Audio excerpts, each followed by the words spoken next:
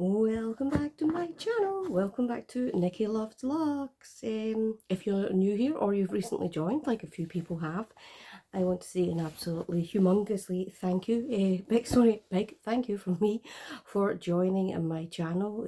So good to have so many with you. I've obviously struck a chord with the Elite Murakami unboxing. I know there's a heck of a lot of disappointed people in the world, and I feel incredibly sorry for them and feel really grateful and lucky that I got what I ordered.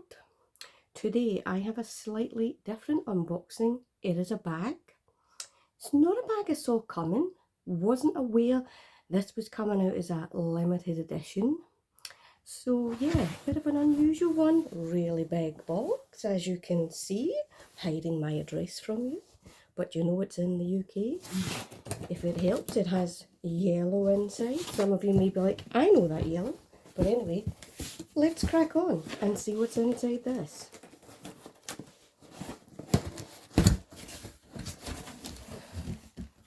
You're thinking, oh, Marc Jacobs. Sorry, it's so big that you can't even see the Marc Jacobs.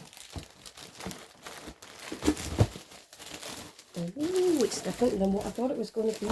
I think I might end up liking it more. So, many of us out there have a Marc Jacobs tote. Oh, sorry, the tote bag.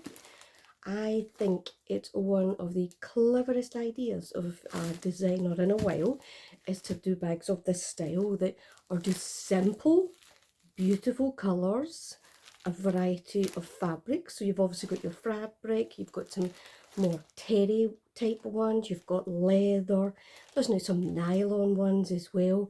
I see Marc Jacobs, why did I say your name funny? Marc Jacobs, I take my hat off to you if I was wearing one. Really clever, unsurprisingly for you, because you are a creative genius, or you have been in my lifetime, especially given that I'm a child from the 70s, so I've seen loads of your work over the years, especially Louis Vuitton, etc. But anyway, you guys want to what? I'm spitting over my words here. What is wrong? I'm so excited. That's what it is. So recently Marc Jacobs launched a kind of city collection of totes. Now there wasn't one for Glasgow. That's the area of Scotland I'm from. The closest we had was London. I looked at it and it wasn't the one for me, so I chose to go for one that I've visited the country more than 5 times. It's one of the countries in the world that I think is incredible. It's a city in the world that I visited probably the most, rather than London, to be honest with you. And I just think it's absolutely fabulous. So let me yank it out of this and show you the beauty there is. The Marc Jacobs tote bag, New York style. So what you can see is it says the Marc Jacobs style, the tote bag location, NYC, year 1984. What a fabulous year. I was 10 then. That gives you a bit of way about me. So I love the graffiti style on the back. Great fabric, I actually think. But then if you look at that front, look at that skyline. Look at the vibrancy. Look at Lady Liberty. She is amazing.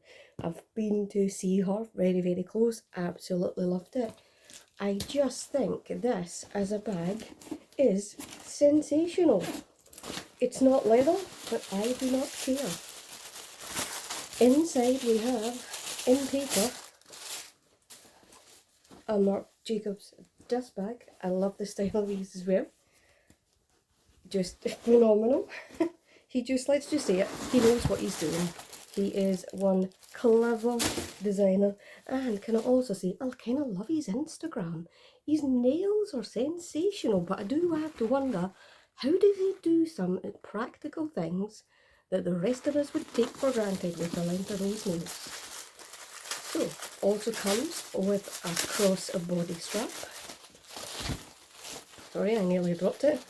And what I love is, because it's not leather, it's not too heavy.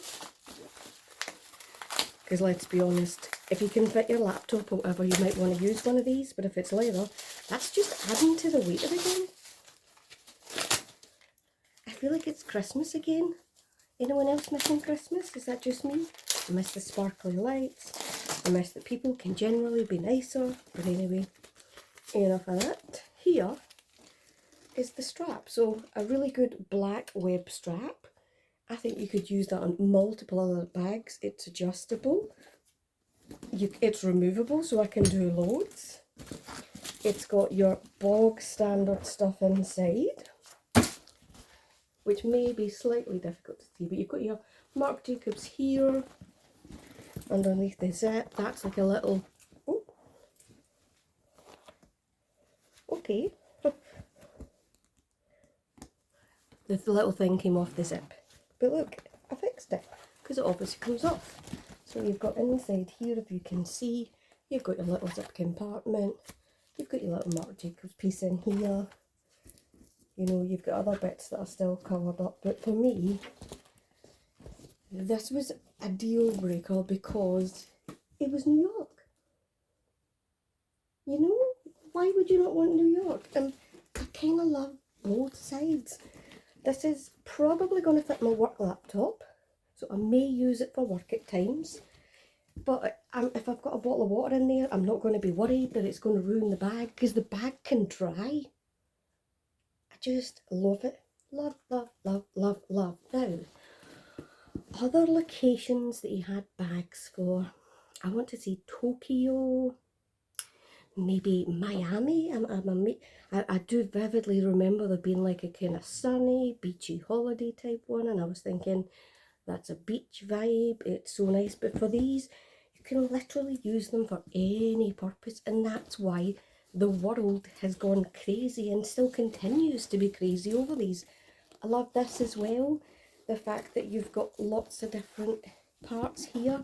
I love the fact that you can just grab that if it's like on a luggage rack or something and just pull it out with that side handle. He's just been really clever when he's thought about what the most practical bag for people is, and he probably thought about himself and went, you know what, the most practical thing to me is a tote bag. Make a really good tote bag, and that's what he's done. I don't know how much money he's made out of the collection, but it must be an absolutely astronomical amount because they're just so god darn cute and usable and beautiful, and I love it. I'm going to probably spray it with cologne spray to try and keep it safe from the waterproof, because I obviously am in Scotland where it rains much more than it does in New York. But that fabric feels really nice, and that'll soften a wee bit on the handles, especially over time, and that's great. But for me, winner winner, chicken dinner. Great casual bag.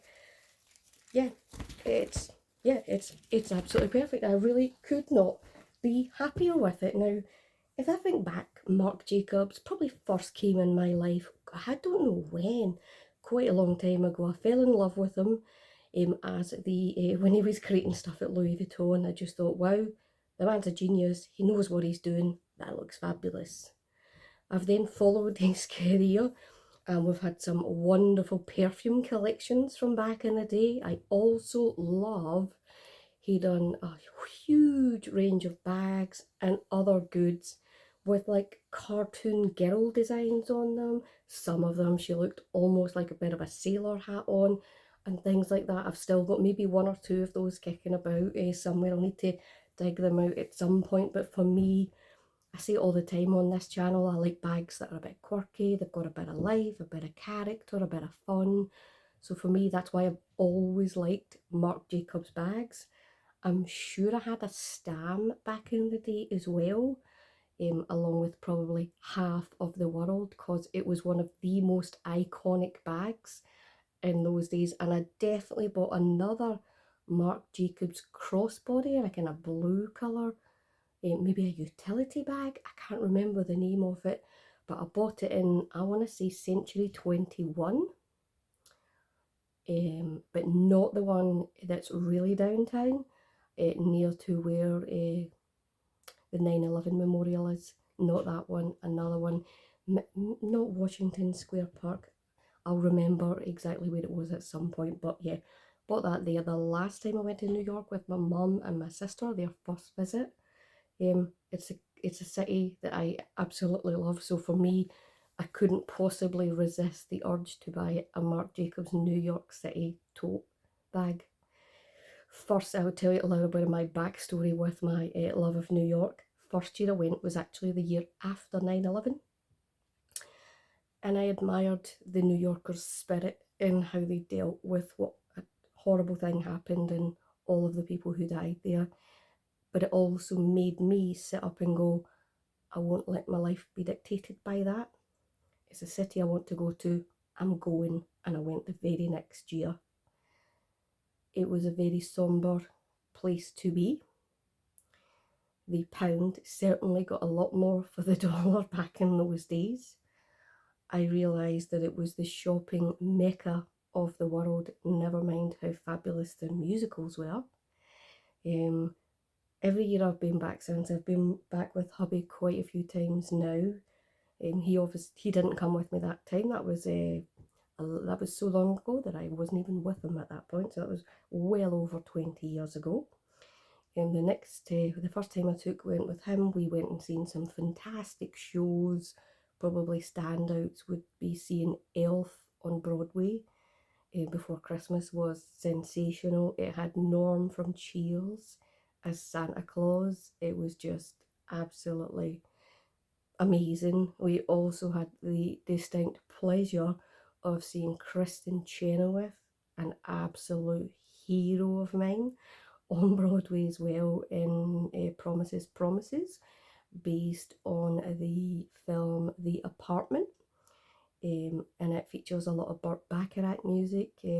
I would say go and see that if it ever reappears. Wonderful musical, but an excellent film as well. Soundtrack you might still be able to get as well on Spotify or whatever. It had, I can't remember his name, but alongside Kristen Chenoweth was the guy who played Jack in Will and Grace. Can't for the life of me remember his name. He was sick the night we went. We stayed and it was his understudy. The man was utterly sensational. Couldn't tell you his name, but absolutely blown away by his performance. I'm trying to think what was the other. I'm forgetting the most sensational thing of all time that happened in New York. We are big fans of the Police and Sting in this. I nearly told you my surname in my house. And we knew we were going and read about some previews going on for a musical called The Last Ship, written by Sting, featuring Sting in the Police music, featured the great British actor Jimmy Neal in the main part. We booked tickets to go and see it. We could not wait. We were so excited, blown away by how amazing the musical was. And right close to the end, out the corner of my eye, turned round and Sting was right behind us. So I whispered it to my husband, who's from the same area in the UK as Sting. And as we stood up at the end, hubby went, Hull Gordon. Now that's a way of speaking to someone from the northeastern England that is from Newcastle. So that's Hull Gordon. Gordon's obviously his first name. And at that, Sting obviously instinctively heard the Geordie accent, turned round, shook her hands and kissed me and said, wasn't Jimmy amazing? Yes, Sting kissed me. I have never recovered from that moment. He smelled sensational. I'll tell that to the day I die to everyone I speak to. I wish I'd quickly asked, what aftershave are you wearing? Because I've never known a smell like it. It was just so lovely. Such a lovely, lovely man. We didn't bother to ask him for pictures because as we obviously shouted and he responded and was so polite to speak to us, about 1 million New Yorkers spotted him and we're all trying to get to him as well. So we were like, when you go away, thank you so much for stopping, thank you for saying hello. And he said it was a pleasure. So yeah, wonderful guy. One of the best memories I've got for ever being on holiday of all time. So yeah, that's a little story for you as well today about maybe part of the reason why I love New York. Even when I've been to see concerts. I've been to see all sorts of stuff when we've been over there, because to me it's just the perfect city.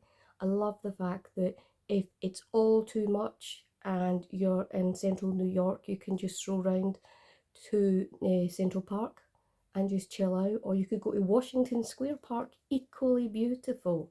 Beautiful, beautiful architecture in Washington Square Park, and you can just chill. You don't need to do anything. You can just soak up the atmosphere with a coffee and a smile, and I think that's all you need in New York. I find the level of service you get in shops can be absolutely sensational, and yeah, I very, very, very, very much would like to go back. Not at this time because we don't have the money to do it. Hey, I've been spending too much on handbags, and this year's going to be probably more about getting myself a couple of treats. Probably no real holidays to speak of, and probably investing a little bit in our house just to do some little things we like. But anyway, gives you a little view for what I'm going to be doing in 2025. But if you've enjoyed today's video, and I hope you have, and I hope you're one of the people who've recently signed up and subscribed to me, thank you so much to all of you. This is me only going into year number 2 on YouTube. I've only been on it for a couple of months. The reception I've received, I've been absolutely staggered with. I have over 5,000 views in total across just over 3 months. Blows my mind, and it just shows what a wonderfully supportive, fabulous area there is on social media. And you know, I absolutely love it. If you want to ask me any questions or anything, or anything in the comments, please do so. If you like the video, give it a wee thumbs up. It might help it to, you know, reach some more people, but I'm sure my Murakami video has done that all by itself. Probably next purchase for me is going to be, hopefully, from the next LV Murakami collection, my favourite of all time, Blossoms. I don't own anything from it. I'm hoping and praying I get what I want out of it. I've got everything crossed, and I have a lovely SA who got me what I needed this time, so we'll see if she manages it the next time. But anyway, thank you so much for joining or watching, rewatching, whatever you're doing on my channel. I really appreciate it. Hope you're having a lovely day wherever you are in the world, and I hope to see you on my next video. Take care, everybody. See you soon.